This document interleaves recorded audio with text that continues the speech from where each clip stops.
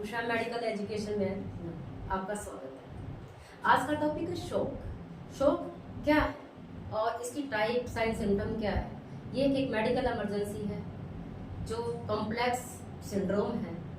यदि circulatory system में जैसे ब्लड बहता है हमारा इंटरनल ऑर्गन में या ब्लड वेसल के द्वारा ब्लड बहता है तो उसमें काफ़ी सारी मात्रा में क्या होता है, वाटर होता है और ऑक्सीजन और न्यूट्रिएंट को ट्रांसपोर्टेशन सिस्टम के माध्यम से, ब्लड के माध्यम से सारे ऑर्गन तक पहुंचाता है। और वेस्ट प्रोडक्ट जो मेटाबॉलिक वेस्ट प्रोडक्ट है उसको भी वो इकट्ठा करके और टारगेट ऑर्गन तक पहुंचा देता है। और यदि सर्कुलेटरी सिस्टम किसी तरह से कोलैप्स हो जाता है या ऑक्सीजन और न्यूट्रिएंट की कमी आ जाती है और जितने भी वेस्ट प्रोडक्ट है वो सारे कलेक्शन हो जाते हैं ब्लड में, तो हमारे जो सिस्टम है, जो हमारे ऑर्गन है, सेल हैं, वो क्या होते हैं, डैमेज होने लग जाते हैं और मल्टी सिस्टम हमारा डैमेज हो जाता है। यदि पेशेंट को अच्छी तरह से केयर ना की जाए तो उसकी डेथ भी हो सकती है। तो ये हमारा शॉक होता है जिसको हम साइन, सिम्टम, कॉजेज और टाइप्स में डिवाइड करेंगे। अब हमारी 5 कैटेगरी में डिवाइड किया गया है शॉक को। सबसे पहले है हमारा हाइपोवोल्मिक शॉक। क्या होता है हाइपोवोल्मिक शॉक? ये मोस्ट कॉमन शॉक होता है जो कि बर्न में, डायरिया होने पे, वॉमिटिंग होने पे, ब्लीडिंग होने पे, जैसे जब हमारी पानी की कमी हो जाती है या ब्लड की कमी हो जाती है तो हमको हाइपोवोल्मिक शॉक हो जाता है और जितने भी ऑर्गन हमारे जो सप्लाई होती है वो डैमेज हो जाती है, जिसकी हमारे शरीर को बहुत ही ज्यादा डैमेज होने के कारण साइन सिम्टम अपीयर हो जाते हैं। दूसरा है cardiogenic shock. Cardio means heart. Heart में यदि हार्ट हमारा काम हमारा पंप करने का, कॉन्टैक्ट करता है, पंपिंग करके सारे ऑर्गन तक ब्लड सप्लाई को पहुंचा देता है। यदि इसकी पंपिंग में कोई रुकावट आ जाती है किसकी वजह से, जैसे कार्डियो, ये है कॉर्नरी आर्टरी डिजीज, जो हार्ट की कॉर्नरी आर्टरी है, जब हार्ट पंप करता है आयोटा के थ्रू तो सबसे पहले अपने कॉर्नरी आर्टरी से कोई से ही सप्लाई देता है। तो इसमें यदि किसी तरह से ऑब्स्ट्रक्शन आ जाते हैं तो या ब्लॉकेज, थ्रोम्बोसिस हो जाए, एम्बोलिज्म हो जाए, मायोकार्डियल इंफाक्शन, तो इसमें भी क्या है, मायोकार्डियल लेयर है हमारी जो मसल से कॉन्टैक्ट करते हैं। यदि मायोकार्डियल को हमारी कॉर्नरी आर्टरी से सप्लाई नहीं मिल पाई तो वो मसल वहाँ के डेड हो जाए, कॉन्टैक्ट नहीं कर पाएंगे और हार्ट हमारा कोलैप्स हो जाएगा। हार्ट फेलियर हो जाता है हमारा, जैसे ऐसे नोड हमारी काम अच्छी तरह से नहीं कर पाती, हार्ट हमारी ब्लॉक में चला जाता है। कई बार ये पोटेशियम ज्यादा होने की वजह से ब्लॉक में चला जाता है, ये हमारा कार्डियोजेनिक शॉक हो जाता है। तो पेशेंट को बड़ी नुकसान होता है इससे। न्यूरोजेनिक शॉक जैसे न्यूरोन से संबंध रखता है। न्यूरॉन्स हमारी ब्रेन की फंक्शनल यूनिट है और सेंट्रल नर्वस सिस्टम में हमारे क्या आते हैं, 2 चीज आती है, ब्रेन और स्पाइनल कॉर्ड। स्पाइनल कॉर्ड में जो स्पाइनल कॉर्ड से जो थोरेसिक 5 है, वर्टिब्रा हमारे पीछे की, वहां से ऊपर तक यदि हेड इंजरी होती है या हमारी सर्वाइकल इंजरी होती है तो इसमें हमारा न्यूरोजेनिक शॉक यानी ब्लड सप्लाई डेफिसिट हो जाती है, वहाँ के मसल्स क्या होते हैं, डैमेज होने लग जाते हैं और उसकी वजह से न्यूरोजेनिक शॉक हो जाता है। कई बार पॉइजनिंग हम ले लेते हैं तो उसकी वजह से जो पॉइजन हमारे शरीर में चला जाता है तो उसमें भी हमारे ब्रेन को और स्पाइनल कॉर्ड को इफेक्ट करता है और इफेक्टिव जो कंडीशन होती है तो हमारे को बड़ी नुकसान करती है। Anaphylactic shock, immediate reaction. किस चीज का रिएक्शन हो सकता है, जैसे हम कोई ड्रग्स लेते हैं, कोई किसी को इंजेक्शन लगा, एकदम उसको रिएक्शन हो गया तो एनाफिलेक्टिक शॉक में चला जाएगा। कोई केमिकल ले लिया हमने या इंसेक्ट्स बाइट, जैसे डेंगू वगैरह एकदम होते हैं तो बहुत बुरी तरह काट लेते हैं तो उसकी वजह से स्नेक बाइट की वजह से, ये सारे एनाफिलेक्टिक शॉक होते हैं जिनकी वजह से इंसान की डेथ भी हो सकती है इस टाइम पे हमने ठीक नहीं किया तो। क्यों होता है, जो हमारे जो कार्डियक सिस्टम है वो तो कॉन्ट्रैक्शन कम कर देता है, जो पेरिफेरल सिस्टम हमारा डायलेट हो जाता है, इसकी वजह से सारी समस्याएं हमारे को हो जाती है। सेप्टिक शॉक, जैसे नाम से है सेप्टिसीमिया, ब्लड में इन्फेक्शन किसके कारण, वायरस से, बैक्टीरिया से, इकोलाई से, क्लेब्सिला से, ये हमारे इन्फेक्शन के बैक्टीरिया होते हैं जो हमारे ब्लड के थ्रू अनेक अंगों में चले जाते हैं और हमारे को नुकसान पहुंचाते हैं। और जैसे हमारे इसी तरह से जैसे ये हमारे 5 कैटेगरी है, इसी तरह से हमारे कॉजेज भी ऐसे ही हैं। जैसे डायरिया और वॉमिटिंग से हमारा हाइपोवोल्मिक शॉक हुआ, परसिस्टेंट डायरिया मतलब रुके ही ना। ब्लीडिंग है, ब्लीडिंग के कारण भी हाइपोवोल्मिक शॉक हुआ था।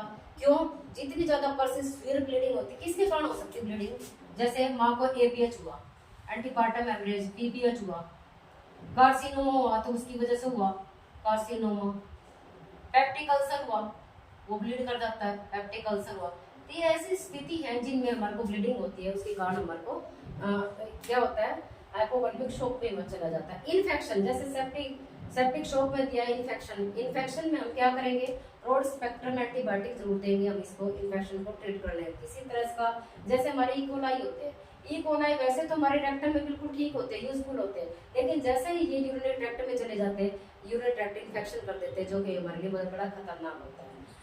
ऐसे ही काफी वायरस होता है, जैसे कोविड वायरस है, चला जाता है तो हमारे को नुकसान देता है।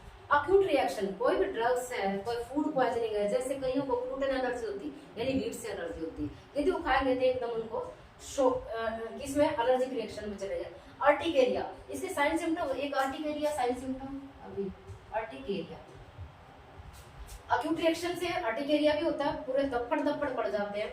इंजरी या ट्रॉमा होने से भी हाइपोवोल्मिक शॉक हो जाता है, और हमारा न्यूरोजेनिक शॉक भी हो सकता है, क्योंकि यहाँ से चोट का सीधा हमारे सेंट्रल नर्वस सिस्टम पे इफेक्ट पड़ता है, पेरिफेरल सिस्टम में इफेक्ट पड़ता है। यदि हमारे मतलब central nervous system, cardiogenic system हमारी यदि कॉन्टेक्ट हो जाते हैं, पेरिफेरी हमारी डायलेट हो जाती है, ब्लड सप्लाई की डिमांड होती है, और वो हमारा हार्ट पूरी नहीं कर पाता, तो मल्टी सेलुलर डैमेज होने लग जाते हैं। स्टेनोसिस या ब्लॉकेज, जैसे कॉर्नरी आर्टरी में स्टेनोसिस हुआ था या डैमेज हुआ था, ब्लॉकेज हुआ था, प्लेकिंग की वजह से ब्लॉकेज हो जाता है। एम्बोलस भी हो सकता है हमारा, पल्मोनरी एम्बोलिज्म भी हो सकता है इसमें, पल्मोनरी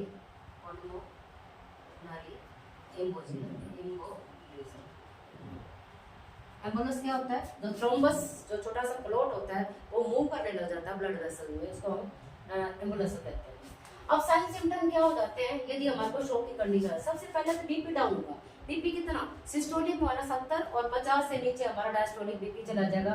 पल्स इरेगुलर हो जाएगी, इरेगुलर का मतलब 120 से ऊपर हो चली जाएगी 30, और हार्ट में पैल्पिटेशन स्टार्ट हो जाएगी।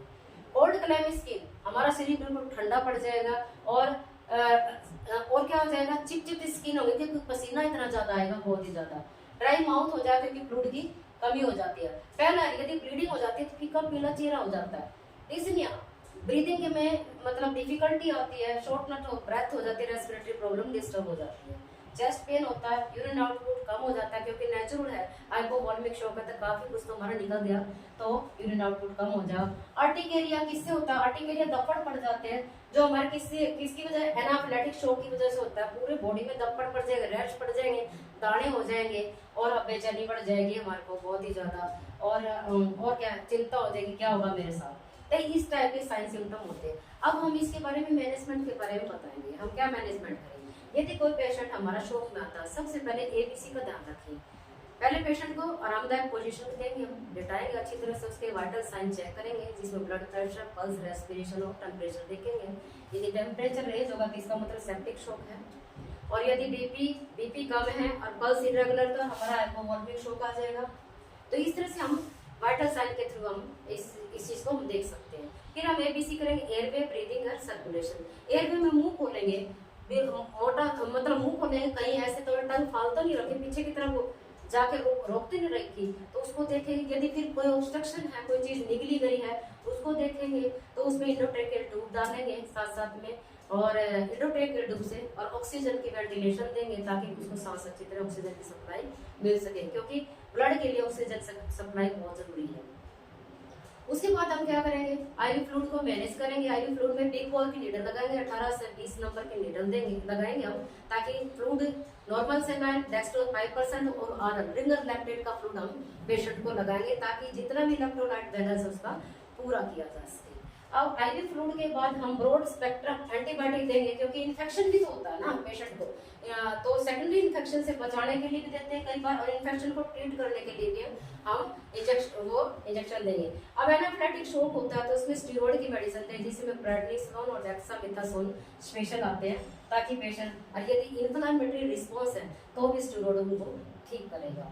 उसके बाद हम यदि हार्ट की कॉन्ट्रैक्शन ज़्यादा है तो हम उस कॉन्ट्रैक्शन को ठीक करने के लिए एपिनेफ्रिन के इंजेक्शन देंगे। यदि जीआईटी ट्रैक्ट, किडनी वगैरह में यदि कंस्ट्रक्शन ज़्यादा है तो हम नॉन एपिनेफ्रिन देंगे। और यदि पेशेंट को बहुत ज़्यादा पेन है तो मोर्फिया देंगे, और एंटीबायोटिक्स सेकेंडरी इन्फेक्शन को बचाने के लिए देंगे। कूल एंड काम वातावरण देंगे उसको, और साथ साथ में यदि उसको पेशेंट को यदि कोमा की कंडीशन में है तो क्लास कोमा स्केल को चेक करेंगे, जिसमें eye response, verbal response, motor response आते हैं।